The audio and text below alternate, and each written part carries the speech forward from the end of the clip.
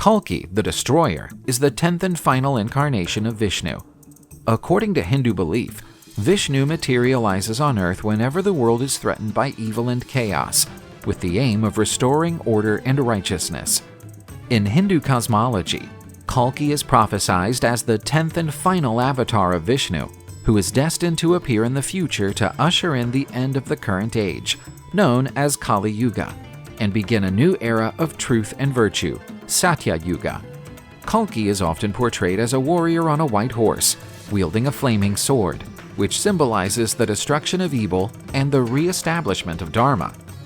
According to some Hindu texts, Kalki will be joined by a group of Saptarishi warriors who will help him in his mission to restore order to the world.